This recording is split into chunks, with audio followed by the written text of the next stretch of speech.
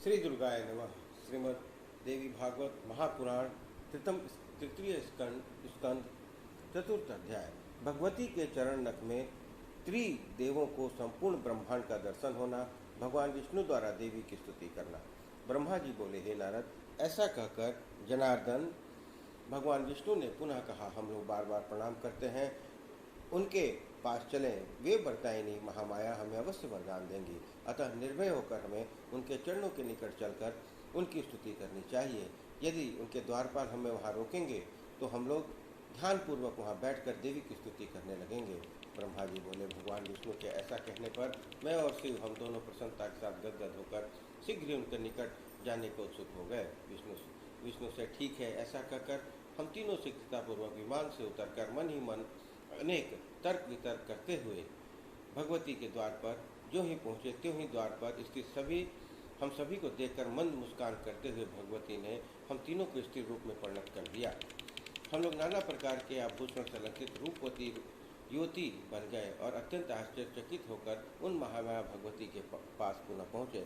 इस त्रिवेश में हम लोगों को अपने चरण के निकट देखकर अत्यंत मनोहर रूप वाली उन देवी ने हम लोगों को ऊपर कृपा दृष्टि डाली। उस समय महामाया भगवती को प्रणाम करके स्त्री वेशधारी तथा दिव्य वस्त्राभरण धारण किए हम तीनों परस्पर एक दूसरे को देखते हुए उनके सामने खड़े हो गए।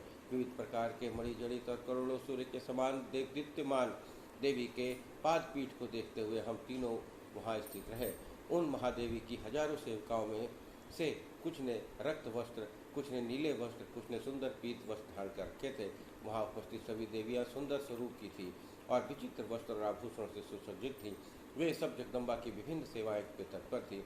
उनमें से कुछ गा रही थी, कुछ नाच रही थी, कुछ स्त्रियां हर्ष के साथ वीणा और मुखवाद्य बजाती हुई अनेक सेवाओं में संलग्न थी। हे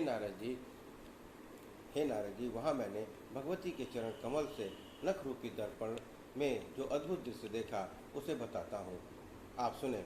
वहाँ मुझे समस्त स्थावर जंगमात्मक ब्रह्मांड, मैं ब्रह्मा, विष्णु, शिव, वायु, अग्नि, यम, सूर्य, वरुण, चंद्रमा, विश्वकर्मा, कुबेर, इंद्र, पर्वत, समुद्र, नदी, गंधर्व, अप्सराएं, विश्वावसु, चित्रकेतु, श्वेत, चित्रांगण, नारद, तुम्बुरु, हाहा, हुहु, दोनों शनि कुमार, अष्टवसु, साध्य, सिद्धगण, पितर, शेष आदि नाग आदि किन्नर, उरग और राक्षसगण दिखाई दे रहे थे। वैकुंठ, ब्रह्मलोक और पर्वत श्रेष्ठ कैलाश, इन सबको हमने उनके पद के नख में विराजमान देखा। उन्हीं में मेरा जन्म स्थान कमल भी था। मैं चतुरानन उन कमल केशों पर बैठा हुआ मधुकैटभ नाम के दोनों राक्षस और शेष सही भगवान विष्णु भी उसी में विराजमान थे। ब्रह्मा जी बोले, इस प्रकार परमेश्वरी के चरण कमल के नख में स्थित यह सारा दृश्य मुझे दिखाई दिया, जिसे देखकर मैं चकित रह गया और मन ही मन सोचने लगा, यह क्या है? मेरे ही समान विष्णु और शिव भी यहाँ आश्चर्यचकित होकर खड़े हैं।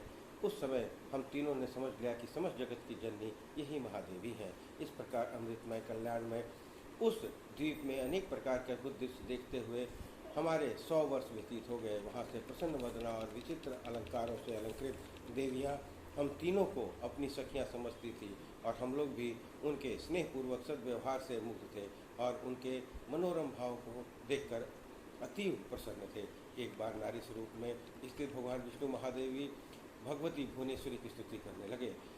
भगवान बोले, प्रकृति और विधात्री देवी को मेरा निरंतर नमस्कार है। कल्याणी, कामप्रदा, वृद्धि और सिद्धि देवी को बारंबार नमस्कार है। सच्चिदानंद स्वरूपिणी संसार को योनि स्वरूपा देवी को नमस्कार है। आप पंचकृत्य विधात्री तथा श्री त्रिभुवनेश्वरी देवी को बार बार नमस्कार है। समस्त संसार की एकमात्र स्थात्री तथा कुटस्थ रूपा देवी को बार बार नमस्कार है। अर्धमात्रा की अर्धभूता तथा हल लेखा देवी को बार बार नमस्कार है। हे जननी, आज मैंने जान लिया है कि यह समस्त विश्व आप में ही समाहित है तथा संपूर्ण ब्रह्मांड की सृष्टि और संहार भी आप ही करती हैं। इस ब्रह्मांड के निर्माण में जितनी विस्तृत प्रभावशाली शक्ति ही प्रमुख हेतु है। अतः मुझे यह ज्ञात हो गया कि आप ही संपूर्ण लोक में व्याप्त हैं। इस सत्य एवं असत संपूर्ण जगत का विस्तार करके इस चिद ब्रह्म पुरुष को यथा समय आप इसे समग्र रूप से प्रस्तुत करती हैं। अपनी प्रसन्नता के लिए 16 तत्वों तथा महदादि अन्य सात तत्वों के साथ आप हमें इंद्रजाल के समान प्रतीत होती हैं। हे जननी, आपसे रहित यहाँ कोई भी वस्तु दिखाई नहीं देती। आप ही समस्त जगत को व्याप्त करके स्थित रहती हैं। बुद्धिमान पुरुषों का कथन है कि आपकी शक्ति के बिना यह परम पुरुष कुछ भी करने में असमर्थ है। आप अपने कृपा प्रभाव से संसार के कल्याण करती हैं। हे देवी, आप ही अपने तेज से सृष्टि काल में संपूर्ण जगत को उत्पन्न करती हैं और प्रलय काल में इनका शीघ्र ही संहार कर डालती हैं। हे देवी, अपने वैभव के लीला चरित्र को भली भांति जानने में कौन समर्थ है। हे जननी, मधु कैटभ नामक दोनों दानवों से आपने हमारी रक्षा की है। आपने ही हम लोगों को अपने विस्तृत लोक दिखाए और अपने अपने भवन में हमें परमानंद का अनुभव कराया है। हे भवानी, यह आपके दर्शन का ही महान प्रभाव है। हे माता, जब मैं विष्णु, शिव और ब्रह्मा भी अपने पूर्व चरित्र को जानने में समर्थ नहीं है, तब अन्य कोई कैसे जान सकता है। हे महिमामयी माँ भवानी, आपके रचे हुए इस ब्रह्मांड प्रपंच में न जाने कितने ब्रह्मांड भरे हुए हैं। हम लोगों ने आपके इस लोक में अद्भुत प्रभाव वाले विष्णु, शिव और ब्रह्मा को देखा है। हे देवी, क्या ये देवता अन्य लोकों में नहीं होंगे? हम लोग आपकी इस अद्भुत महिमा को कैसे जान सकते हैं। हे जगदंब, हम लोग आपके चरणों में मस्तक झुकाकर यही याचना करते हैं कि आपका यह दिव्य स्वरूप हमारे हृदय में सदा विराजमान रहे, हमारे मुख में सदा आपका ही नाम निकले और हमारे नेत्र प्रतिदिन आपके चरण कमलों के दर्शन पात्र रहें। हे माता, आपकी यह भावना हमारे प्रति सर्वदा बनी रहे कि ये सब हमारे सेवक हैं और हम भी सर्वदा आपको मन से अपनी स्वामिनी समझते रहें। हे आर्य, इस प्रकार हमारा और आपका माता पुत्र का अनन्य बंधन सर्वदा बना रहे। हे जगदम्बिके, आप समस्त ब्रह्मांड प्रपंच को पूर्ण रूप से जानती हैं, क्योंकि यहाँ सर्वज्ञता की समाप्ति होती है। आपकी अंतिम सीमा आप ही हैं। हे भवानी, मैं पामर कहकर ही क्या सकता हूँ।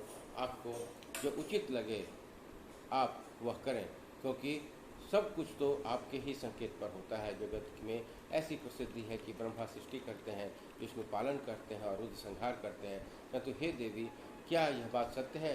हे अजय, सच्चाई तो यह है कि आपकी इच्छा से और आपकी शक्ति प्राप्त कर हम अपना अपना कार्य करने में समर्थ हो पाते हैं। हे गिरजे, यह पृथ्वी इस जगत को धारण नहीं करती है, अपितु आपकी आधार शक्ति ही इस समस्त जगत को धारण करती है। हे वरदे, भगवान सूर्य भी आपके ही आलोक से युक्त होकर प्रकाशमान है। इस प्रकार हम गिरजा रूप से इस समस्त जगत के रूप में सुशोभित हो रही हैं। ब्रह्मा, मैं, विष्णु और शंकर, हम सब आपके ही प्रभाव से उत्पन्न होते हैं। जब हम नित्य नहीं हैं, तो फिर इंद्र आदि प्रमुख देवता कैसे नित्य हो सकते हैं। समस्त चराचर जगत की जननी और सनातन प्रकृति रूपा आप ही नित्य हैं। हे भवानी, आपकी सन्निधि में आने पर आज मुझे ज्ञात हो गया कि आप मुख्य पुराण पुरुष पर सर्वदा दया भाव बनाए रखती हैं, अन्यथा मैं अपने को सर्वव्यापी, आदि रहित, निष्काम ईश्वर और विश्वात्मा मान बैठता और अहंकार युक्त होकर सदा के लिए तमोगुणी प्रकृति वाला हो जाता। आप निश्चय ही सदा से बुद्धिमान पुरुषों की विद्या और शक्तिशाली पुरुषों की शक्ति हैं। आप इस मनुष्य लोक में कीर्ति, कांति, कमला, निर्मला तथा तुष्टि स्वरूपा है तथा प्राणियों को मोक्ष प्रदान करने वाली विरक्ति स्वरूपा है। आप वेदों की प्रथम कला गायत्री हैं। आप ही स्वहा, स्वधा, सगुणा, अर्धमात्रा भगवती हैं। आपने ही देवताओं और पूर्वजों को संरक्षण के लिए आगम और निगम की रचना की है। जिस प्रकार पूर्ण महासमुद्र की विस्तृत तरंगे उस समुद्र का ही अंश होती हैं, उसी प्रकार आदि अंश से हीन निष्कलंक ब्रह्मा के जीव रूपी अंशों को मोक्ष प्राप्त कराने से उद्देश्य से ही आपने संपूर्ण जगत प्रपंच का निर्माण किया है। जीव को जब यह विदित हो जाता है कि संपूर्ण विश्व प्रपंच आप ही का कृत्य है, तब अमित प्रभाव वाली आप अपना उपसंहार कर देती हैं और अपने द्वारा किए गए मिथ्या किंतु रहस्यपूर्ण कार्य पर उसी प्रकार प्रमुदित होती हैं जिस प्रकार मनोहारी नाटक की रचना पर सफल नट संतुष्ट होता है। हे अंबिके, आप ही इस मोहमय भवसागर से मेरी रक्षा कीजिए। राग, द्वेष आदि द्वंद्वों के कारण अत्यंत कष्टदायक तथा दुःप्रद मिथ्या अंतकाल में मेरी रक्षा कीजिए। मैं आपके शरणागत हूँ। हे देवी, आपको नमस्कार है। हे महाविद्य, मैं आपके चरण को नमन करता हूँ। हे सर्वार्थ सदा श्री शिवे, आप ज्ञान रूपी प्रकाश से मेरे हृदय को आलोक प्रदान कीजिए। इस प्रकार श्रीमद् देवी भागवत महापुराण तृतीय स्कंद चतुर्थ अध्याय संपन्न हुआ। बोलिए दुर्गा महारानी की जय।